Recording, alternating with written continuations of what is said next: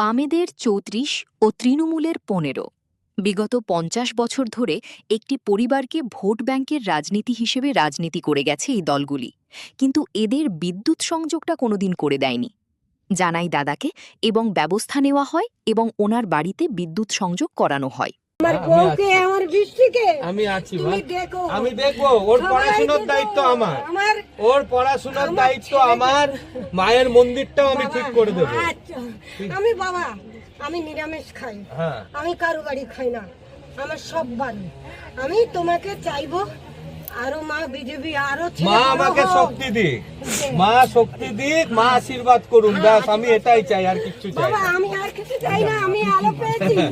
আমি শুনুন, আমি এই যে একে আমি আপনার দায়িত্ব দিয়ে গেলাম, সুমিতকে। আস্তে আস্তে মা, আস্তে। আমি এই বাবাকেও চাই, ও কালকে আমার আসবে, আরেক বাবাও আছে, ও আরেক মা ও আছে। কালকে আসবে। আপনাদের সবার আগে অন্নপূর্ণা যোজনার ফর্ম ফিল আপ করবে। বাড়িতে যতজন মহিলারা আছেন ৩,০০০ টাকা করে পাবেন, আচ্ছা ঠিক আছে? আর যেটা হচ্ছে আপনার এই পাকা বাড়ির জন্য কিছুদিন পরে প্রধানমন্ত্রী যোজনার আসবে, আচ্ছা আমি সেটাও করে দেব। আচ্ছা। শৌচালয় করে দেবো, আর মায়ের মন্দির আমি নিজের থেকে করে দেবো। আমার কেউ বিধবা ঠিক ভাতা আছে। কাজ করে দেয়নি বাবা। আমি সব করে দেবো, দেখে নিও বাবা। হ্যাঁ, আমার শোনো মা, আমার মুখ্যমন্ত্রী শুভেন্দু অধিকারী কালকে খবর শোনার পরে আমাকে আদেশ দিয়েছেন আমি যাতে এসে নিজে দেখা করি আপনার সাথে। আমি ওনার জন্য এসেছি, ওনার জন্য মায়ের কাছে আপনি আশীর্বাদ চাইবেন যেন মা ওনাকে শক্তি দেয়। শক্তি দেবে, মাই দেখবে। ব্যাস। আমার এই মাই ব্যাস। দেখবে, এই ঠিক- মাই দেখবে। ঠিক আছে, আসি মা। হ্যাঁ, হ্যাঁ। কোনো দরকার হবে আপনি বলে দেবেন। বাবা, আর তুমি আমি ইমিডিয়েট আর কিছু ভর্তি হও চাই না। কলেজে। আমি এই বাবার আছে, এই মায়ের আছে। তুমি আমি ইমিডিয়েট যত জীবন পড়াশোনাটা বেঁচে শুরু থাকবো করো। আমি তোমাদের বুকে না, রাখবো। ঠিক আছে, ঠিক আছে মা, ভালো ভালো থাকবেন। করতে নেই। তো তুমি কি পড়তে বাবা? একটু কথা বলছি, আমরা ভিজুয়ালটা নিয়ে আমি বাইট করাচ্ছি। তুমি ওপেন স্কুলে পড়ো, তুমি ওপেন স্কুলে ভর্তি হয়ে যাও। বা যদি কলেজে ভর্তি হয় বলো, তোমার পড়ার দায়িত্ব আমি নিলাম।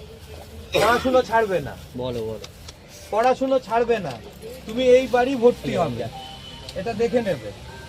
ইমিডিয়েট যেন পড়াশুনো শুরু করতে পারে। বই খাতা যা দরকার আমি পাঠিয়ে দেবো। আর আপনার পড়াশুনো তুমি ভর্তি হয়ে যাও।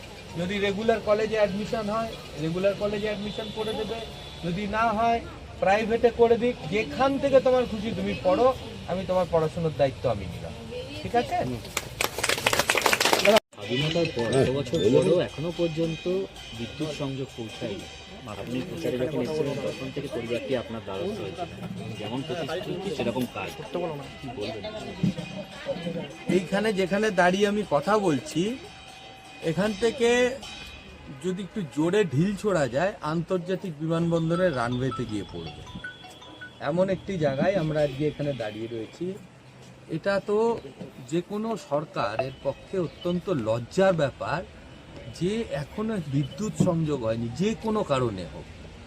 কোনো সুবিধা থাকুক অসুবিধা থাকুক, এই 50 বছর তো এখানে জনপ্রতিনিধিরাও ছিলেন বিভিন্ন রাজনৈতিক দলে, তাদের আমি ধিক্কার জানাই।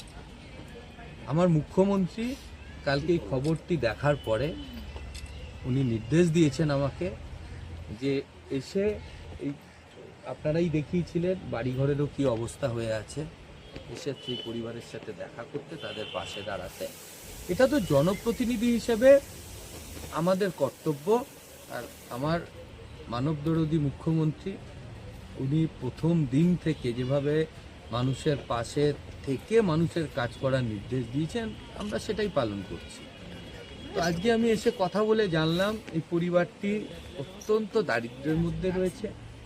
এখানে না প্রধানমন্ত্রীর আবাস যোজনার কোনো সুবিধে পেয়েছে, না এখানে দেখুন শৌচালয়ের কি অবস্থা হয়ে আছে।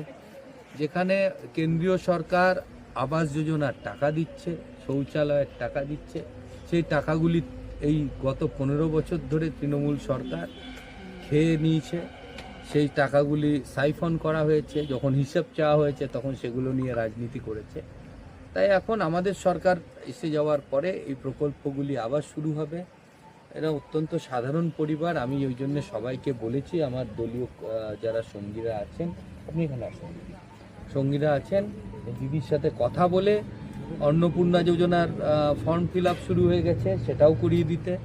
এবং আমাদের আবাস যোজনার থেকে শুরু করে সুলভ শৌচালয় যা আমরা মাননীয় নরেন্দ্র মোদীজি যা মানুষের কাছে মানুষের সুবিধার্থে যা সেবা পৌঁছে দিয়েছে সেগুলো যাতে পৌঁছে যায়।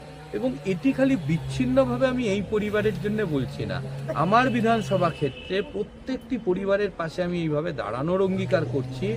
এবং যদি আমি কোনো কারণে কোথাও পৌঁছতে না পারি, তাহলে আমি তাদের অনুরোধ করছি আপনাদের মাধ্যমে যে আমার সাথে সোজাসুজি যেন যোগাযোগ করে।